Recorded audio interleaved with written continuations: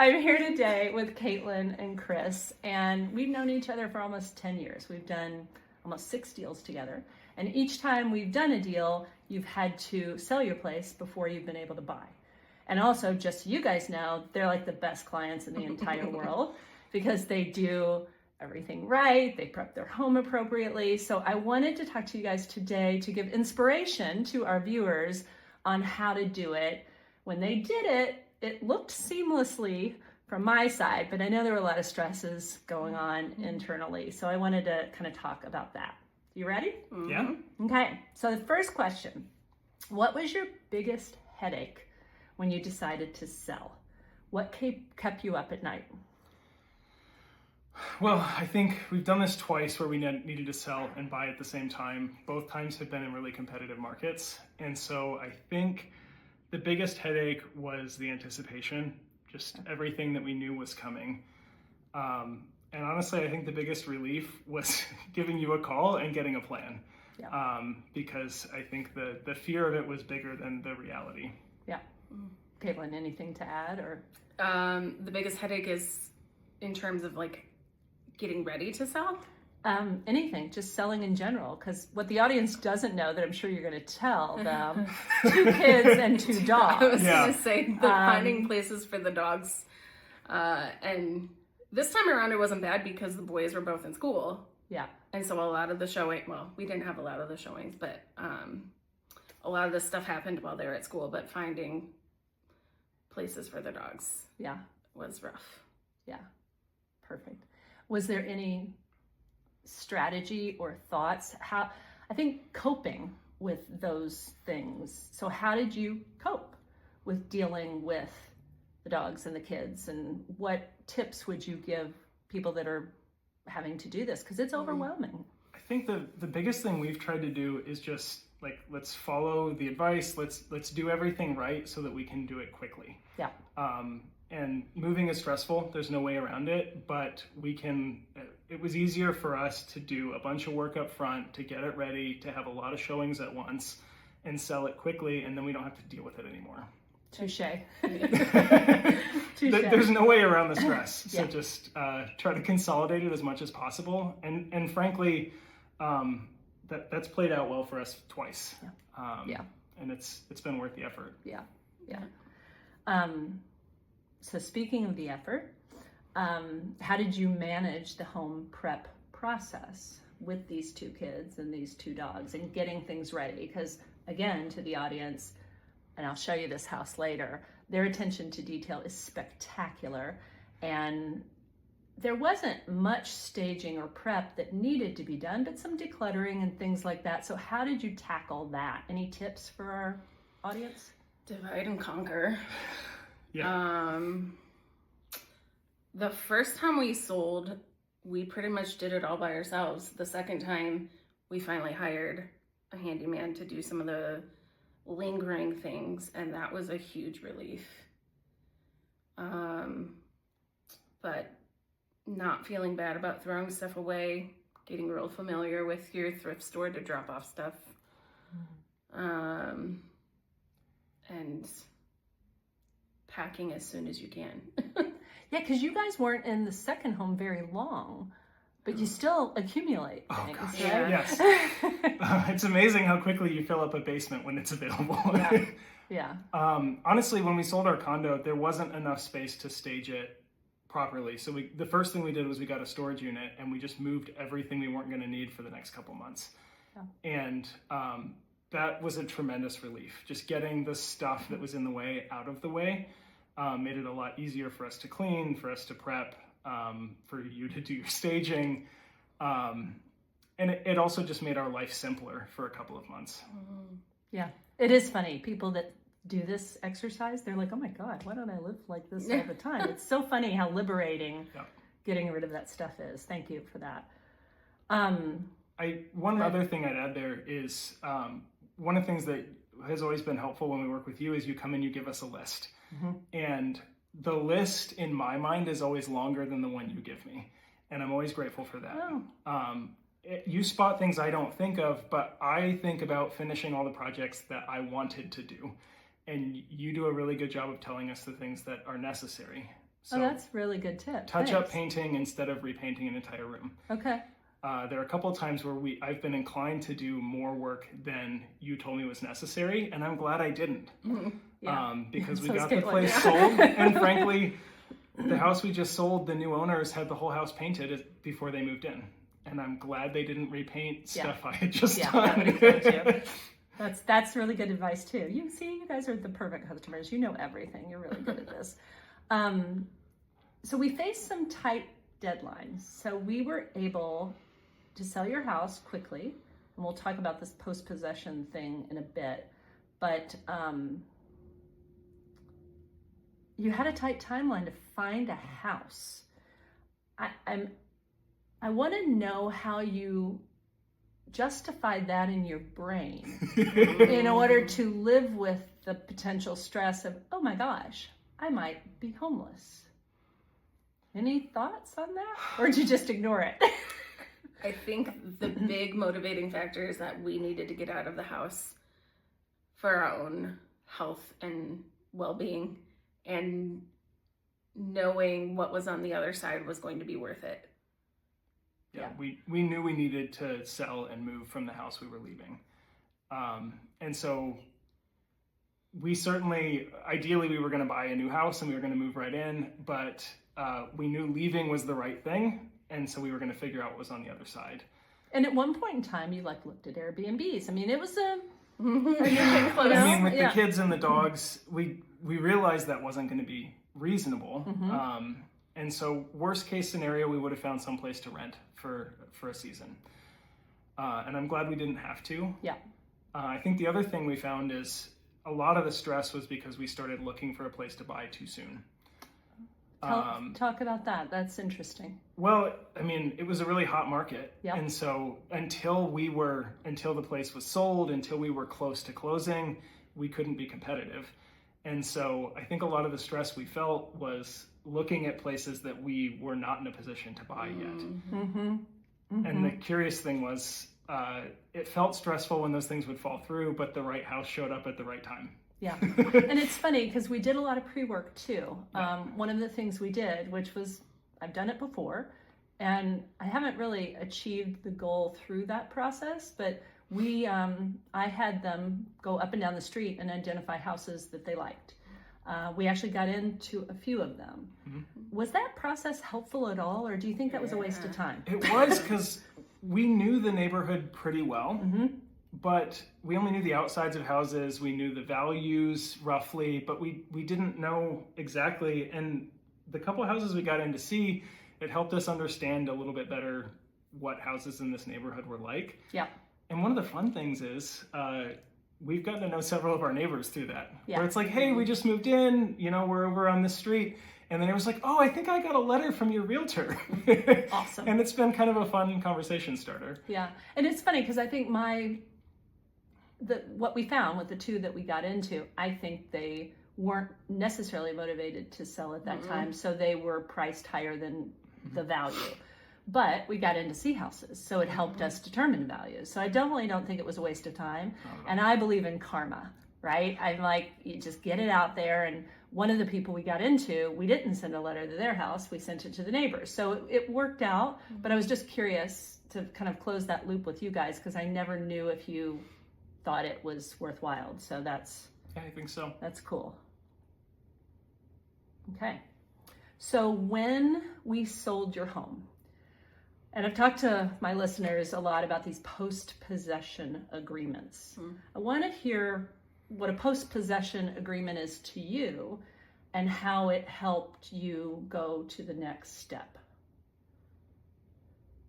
So I think become a real estate agent, Chris. I think the biggest thing for us is, again, this was a really competitive housing market. We would not have been able to buy a home with a sale contingency. We were able to do that the first time around. And so we had to sell our home quickly, but we had already bought one first. This time around, we had to sell first. The post-possession gave us time after we had a deal to find a new home. And again, it felt stressful at the time. There was a lot of once we had accepted a contract and we had the post-possession, we had a finite amount of time to find a house and move, but it gave us the constraints we needed. And it allowed us to sell the one house, find a new one to buy, and we were able to get moved without being homeless for any period of time. That's good. Caitlin, thoughts on that? Did that give you a relief at all, or yeah, there was a great sense of relief. As it was getting closer, it was stressful. Yeah. It was also weird. Like as soon as closing happened on our old place, there was like a shift in our brains. We're like, oh, we're renting this place. This is no longer home. We're renting this place. And like, even with the boys, we were like, don't bang the walls. Please don't bang the walls. They're not our walls anymore. And yeah, it was weird. It was weird. It was a very weird feeling. It didn't feel like home. Yeah. I think the thing with post-possession is until the first time we sold and bought a home with you, we didn't know that it was an option. Mm-hmm. And that one was a lot simpler. And I think we had a 10-day post-possession, just enough time for us to get moved. Mm-hmm. But this time around... because they accepted a contingent. Market was a tad different. Yes. Yeah. Yeah. And this time around, 60-day post-possession, there was a lot that happened in that period of time. But again, I think the main thing it gave us was flexibility to be able to get a deal done and then figure out all the logistics of moving. Perfect. So on this home that you guys will see in a minute, we were in a multiple bid. So you had the pressure of, holy crap, we need a house in 60 days. And we were competing with other people. Do you remember that? And any of the, you blocked it all out of your mind. Do you remember that? So well. Do you remember the levers? What gave you comfort that you're like, okay, we might get this? What did you do? Well, we had lost a couple already. And so we knew what it was going to take. And so we knew it was going to take over asking. We knew we were going to have to waive some contingencies. And so I think just going in with clear eyes. And then we had learned the market has shifted since the last time we bought, in that the agent's commission is a lever that it wasn't in the past. And so we knew that was something we needed to consider.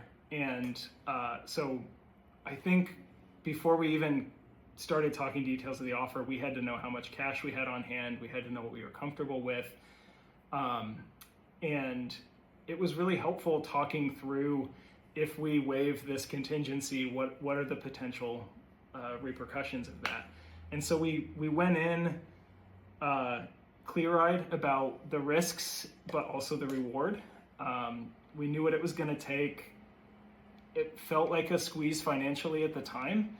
I think we had forgotten about all the refunds you get when you sell a home. Oh, that's good to know. You get your escrow back, you get your insurance premiums back. Like, there's a lot of that kind of stuff that we weren't even thinking about at the time that kind of helped to even out the cash flow when we had to front a real estate commission that we weren't expecting. And again, there are things that I wouldn't have known, but we had really helpful conversations. You asked the right questions, and we had a lot of kind of debrief conversations where it's like, if we waive this, this is what it means, and we would talk about what we were comfortable with. Yeah. And I really appreciated you, like, kind of laid the levers on the table. And there were a couple of times where we had the opportunity to waive something and we weren't comfortable with it. Yeah. And it was helpful to have the information, but ultimately the decision was with us. Yeah. Anything to add? Well, do you remember that you put an offer on this house without me seeing it? Oh, yeah. So you were certain. You were certain. Yeah. I forgot about that. That this place was it. And then we gave you the okay to submit a letter for us. Yep. And that, I think, we were not the highest offer. Yeah. And I think the letter tugged on the heartstrings. Yeah. Because our family circumstances are so unique that I think it really, that was kind of the push over the ledge. Yeah, I don't disagree. We weren't the highest dollar value, but because we paid the commission separately, I do think we were the highest net offer, and that worked out better because the house didn't have to appraise for value plus commission. So we felt more comfortable waiving the appraisal then. And so like understanding how all the levers work together, I also think you not seeing the house, that was a strategic choice because we had missed out on a few already, and I think she knew she was going to love this house. Are you happy with the decision? Yeah, I fully trust his. I fully trust his judgment. We knew exactly what we were looking for, and he also has a really keen eye for space and design, and knew what he could do, especially with the bedrooms upstairs. He knew what he could do, and what he could make happen to make this house work for us, and he's done it. That makes me so happy. Okay, a couple more questions and then we're at the home stretch. Looking back, and this is talking about the team, the Blume Group team, what were the things that we as a group nailed, and what could we have done better from a communication or systems perspective?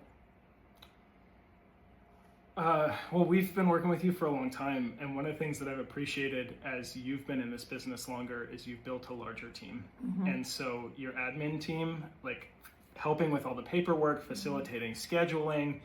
I remember the first time we worked together, you were an incredible agent, but you didn't have the support team. And so I had to do a lot of that stuff myself. And so it's super helpful. And even one of the things that I love is your admin sends us all the documentation we need when it's tax time. And so you're even paying attention to things after the sale is done. And so that stuff is really helpful. And I mean, you pick up the phone. I think that's like, there were a couple of times you talked us off a ledge. Our buyers were getting squirrely. They wanted additional inspections. It took a long time to close attorney review.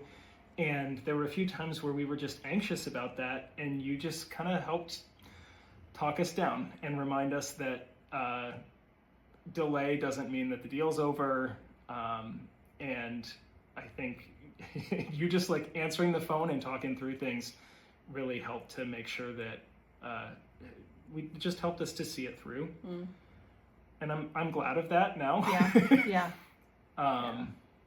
Yeah.